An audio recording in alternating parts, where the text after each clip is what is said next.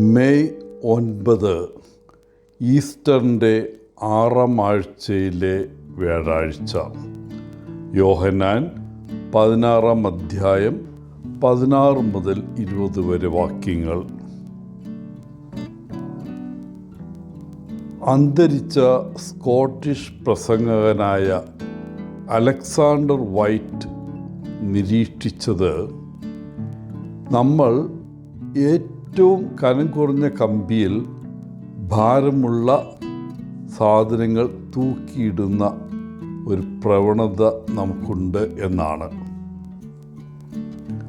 ആരോഗ്യം, ജീവിത പങ്കാളി, കുട്ടികൾ, ജോലി, വീട് അല്ലെങ്കിൽ സ്വത്തുക്കൾ എന്നിങ്ങനെ എളുപ്പത്തിലും വേഗത്തിലും നമ്മിൽ നിന്ന് എടുക്കാൻ കഴിയുന്ന അല്ലെങ്കിൽ നഷ്ടപ്പെടാൻ കഴിയുന്ന ദുർബലമായ കാര്യങ്ങളിൽ നമ്മുടെ സന്തോഷം തൂക്കി ഇടുന്നതിനെക്കുറിച്ചാണ് അദ്ദേഹം ഉദ്ദേശിച്ചത്.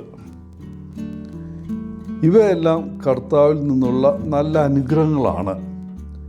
എന്നാൽ ശാശ്വതമായ സന്തോഷത്തിനുള്ള അടിത്തറയായി അവ കണക്കാക്കാൻ സാധിക്കില്ല. കാരണം അവയെല്ലാം വളരെ അനിശ്ചിതത്വവും ക്ഷണികവുമാണ്. ചില ക്രിസ്ത്യാനികൾ തങ്ങൾ യേശുവിൽ വിശ്വസിക്കുന്നതിനാൽ കഷ്ടപ്പാടുകളിൽ നിന്ന് അവൻ തങ്ങളെ സംരക്ഷിക്കുമെന്ന ഒരു ധാരണ വച്ചു പുലർത്തുന്നുണ്ട്. അവർക്ക് തോന്നും, ദുരന്തങ്ങൾ വരുമ്പോൾ ദൈവം തങ്ങളെ കൈവിട്ടു പോയതായി. മറ്റുള്ളവരെ വിശ്വാസത്താൽ രോഗശാന്തി അവകാശപ്പെടാൻ പഠിപ്പിക്കുന്നവർ അത് ഫലിക്കാതെ വരുമ്പോൾ അവർക്ക് വേണ്ടത്ര വിശ്വാസമില്ലെന്ന് പറഞ്ഞ് അവരെ കുറ്റപ്പെടുത്തും. ദുഃഖിക്കുന്നതോ കണ്ണുനീർ പൊഴിക്കുന്നതോ ആത്മീയമല്ലെന്ന ധാരണയിലാണ് മറ്റു ചിലർ. അതുകൊണ്ട് അവർ മറ്റ് ക്രിസ്ത്യാനികളുടെ മുമ്പിൽ പുഞ്ചിരിച്ച് കർത്താവിനെ സ്തുതിക്കാൻ ശ്രമിക്കും. പക്ഷേ ഉള്ളിൽ അവർ നീറി മരിക്കുകയായിരിക്കും. ഇന്നത്തെ നമ്മുടെ സുവിശേഷ വചനത്തിൽ തന്നെ അറസ്റ്റ് ചെയ്യുന്നതും താൻ പരിഹസിക്കപ്പെടുന്നതും ചമ്മട്ടി അടിക്കുന്നതും ക്രൂശിക്കപ്പെടുന്നതും കാണുമ്പോൾ അതിരൂക്ഷമായ ദുഃഖത്തിലേക്ക് തൻ്റെ ശിഷ്യന്മാർ കടക്കും എന്ന് യേശുവിന് അറിയാമായിരുന്നു.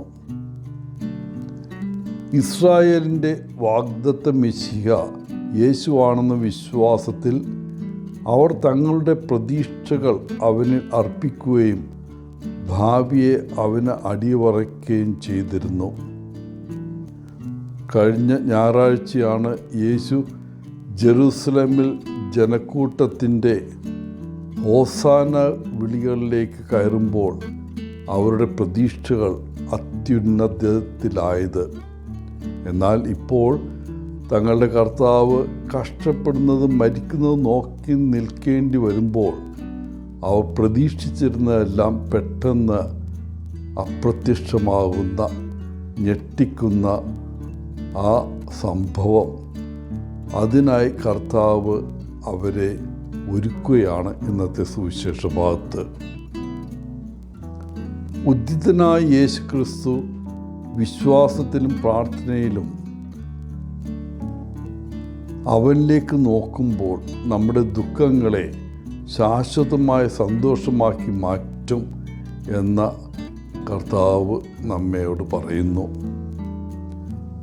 ഇന്നത്തെ സുവിശേഷത്തിൽ കർത്താവ് പറയുന്നുണ്ട്, അല്പസമയം കഴിഞ്ഞാൽ നിങ്ങൾ എന്നെ കാണുകയില്ല, പിന്നെയും അല്പസമയം കഴിഞ്ഞാൽ നിങ്ങൾ എന്നെ കാണും. ഈ ആദ്യത്തെ അല്പസമയം എന്ന് പറയുന്നത് യേശുവിൻ്റെ മരണത്തെയാണ് സൂചിപ്പിക്കുന്നത്. രണ്ടാമത്തെ അല്പസമയം എന്നത് അവൻ്റെ പുനരുദ്ധാനത്തെ സൂചിപ്പിക്കുന്നു. യേശുവിനെ ക്രൂശിച്ചപ്പോൾ ശിഷ്യന്മാർ കരയുകയും വിലപിക്കുകയും ചെയ്യുന്നു. അപ്പോൾ യേശുവിൻ്റെ ശത്രുക്കൾ സന്തോഷിക്കുന്നു. എന്നാൽ ഉയർത്തെഴുന്നേറ്റ കർത്താവിനെ കണ്ടപ്പോൾ ശിഷ്യന്മാരുടെ ദുഃഖം ശാശ്വതമായ സന്തോഷമായി മാറുന്നു. ആ സന്തോഷം ആർക്കും അവരിൽ നിന്ന് എടുത്തു മാറ്റാൻ കഴിയില്ല. പ്രിയപ്പെട്ടവരെ, ചില സമയങ്ങളിൽ യേശുവിൻ്റെ നിർദ്ദേശങ്ങൾ നമുക്ക് മനസ്സിലാകണമെന്നില്ല.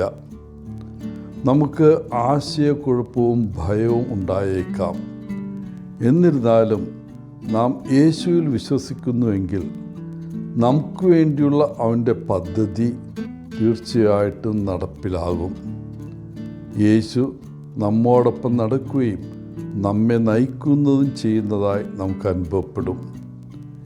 ഇന്നും എന്നും എല്ലാ കാര്യങ്ങളിലും യേശുവിൽ വിശ്വസിച്ച് മുന്നോട്ട് പോകാൻ നമുക്കിടവരട്ടെ.